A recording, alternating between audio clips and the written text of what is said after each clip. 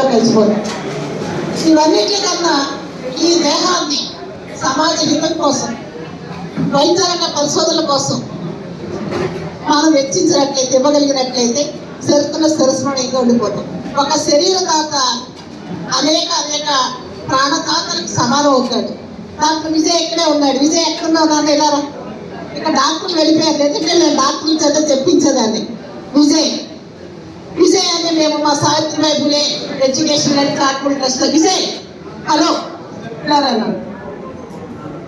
ఈ అబ్బాయి ఏదైనా చూసే ఉంటానండి. ఈయన డాక్టర్, ఈయన మెడిసిటీ హాస్పిటల్లో మెడిసినే కదా, ఆయన మెడిసిన్ చదువుతున్నాడండి బాబు. మా దత్తత పుత్రుడు, మా Savitribai Phule education charitable trust దత్తత తీసుకున్న అబ్బాయి. ఈ అబ్బాయి తెలుసు ఒక పార్థివ దేహం యొక్క విలువేటు. డే వన్ నుంచి మెడిసిన్ లో జాయిన్ అయిన తర్వాత మొదటి రోజు నుంచే అనాటమీ డిపార్ట్మెంట్ లో వాళ్ళు నేర్చుకునేది సరిపోయిన తర్వాత మనం ఇచ్చే పార్థివ దేహాల నుంచి మాత్రమే వాళ్ళు ఉపాధ్యాయులుగా స్వీకరిస్తారు. మన దేహాలు ఉపాధ్యాయులు వాళ్ళ కాళ్ళకు దండం పెట్టుకొని మీకు ఏడాది ప్రోత్సహిస్తున్నారు కదా.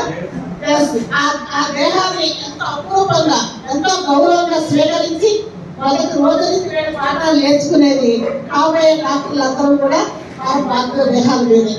ఈ డాక్టరు బయటకు వచ్చిన తర్వాత కొన్ని వేల మంది ప్రాణం పోస్తారు, కొన్ని వేల మందిని రక్షిస్తారు.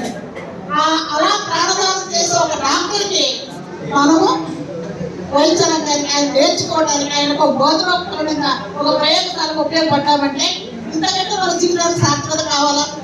ఈ బిడ్డ వేలాది మందిని రక్షించడానికి పరోక్షంగా మనమే గురువులు అయ్యాము. ఇక్కడ గురు స్థానంలో ఉంటాం. ఈ బిడ్డకి మెడిసిన్ లో సీట్ వచ్చిందండి. తెలంగాణలో ఒక చిన్న పల్లెటూరు మహబూబాబాద్లో ఈ అబ్బాయి మెడిసిన్ లో 3 సీట్స్ సంపాదించుకున్నాడు. విజయ్ బాబోతి అబ్బాయి. కానీ ఆ మెడిసిటీలో జాయిన్ అయిన తర్వాత ఆయన బుక్స్ కానీ, మెయింటెనెన్స్ కానీ, భోజనానికి కానీ, మెస్ కానీ ఆయన కట్టుకోవడానికి డబ్బులు లేదు. డాక్టర్ సీట్ అయితే ఫ్రీగా వచ్చేసింది. తెలివైన కుర్రాడు కాబట్టి ఫ్రీగానే సంపాదించుకున్నాడు. కానీ ఎంతో మంది డాక్టర్లు సంప్రదించాడు. ఆయన ఎవరు సహాయం చేయలేదు. 1.5 years ఆయన చదువు మన స్థితికి వెళ్ళిపోయాడు. ఆయన బ్యాట్ ఆఫ్ 5,000 రూపీస్ ఆయనకుంటే భోజనం ఖర్చులు మెయింటెనెన్స్ సరిపోతుంది. బ్యాగ్ చూసుకుంటే ఎవరో మా నెంబర్ ఇస్తే ఆయన నాకు అప్లికేషన్ పెట్టుకున్నారు. నీకు ఒక 60,000 మేము ఇస్తామమ్మా ఇయర్లీ చదువు కంటిన్యూ చేయమన్నా. ఆయన భోజనం ఖర్చులు ఎందుకంటే 5,000 రూపాయలు. మనం ఖర్చు పెట్టేదాంట్లో ఎంతసేపు చెప్పండి. 60,000 రూపాయలు ఆయన ఇయర్లు ఇస్తే ఒక సక్సెస్ఫుల్ డాక్టర్ బయటకు వస్తాడు. సో మా బిడ్డ ఈయన మా బిడ్డగా స్వీకరించాం.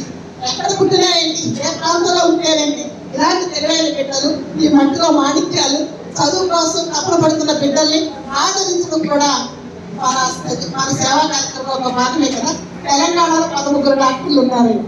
ఈయన ద్వారా సౌజన్య కానీ లేదు. నల్గొండ ఒక డాక్టర్, ఆ అమ్మాయి కూడా మేము స్వాగతం చేస్తాం. నల్గొండ జిల్లాలో డాక్టర్ ఆకాంక్ష, మహబూబ్ నగర్ జిల్లాలో పవన్ కుమార్, మహబూబ్ నగర్ ప్రభుత్వ మెడికల్ కాలేజీ. ఇంకా మేము పేద బిడ్డలు ఎక్కడున్నా కానీ మాకు ప్రాంతీయత లేదండి, అసమానతలు లేవండి ఈ దేశంలో ఏమో. అలాగే నార్త్ ఇండియా నుంచి 4 బిడ్డలు వచ్చారండి. భూపేంద్ర కుమావత్, శ్వేతా ద్వివేది అండ్ సంజయ్ సింగ్ యాదవ్ అండ్ ప్రశాంత్ సునీల్ శర్మ, వీళ్ళందరూ తల్లిదండ్రులు లేని బిడ్డలే. కానీ ఆ బిడ్డలు మేము ఎడాప్ట్ చేస్తుంది 1 lakh ఖర్చు పెట్టి మా మహిళలనేది మేము ప్రభుత్వం మీద కానీ ప్రభుత్వ సంస్థల మీద కానీ ఆధారపడదు. మాకున్న వనరుల్ని ఇలాంటి బిడ్డల కోసం చదువు ఖర్చు పెడితే దేశానికి వీళ్ళు ఎంతో విలువైన సేవలు చేస్తారనేది మాకు ఒక నమ్మకం. సో ఇలాంటి బిడ్డలకి చేయటం కోసమే విద్యాదానం అనే కార్యక్రమం పెట్టాం. మరణానంతరం అప్పుడు కూడా మా దేశం వృధా కాకూడదని మరణానంతరం కూడా మా దేహాలని, మా అవయవాలని దానం చేసేస్తున్నాము. మీకు వేళ పెద్దగా చెప్పక్కర్లేదు.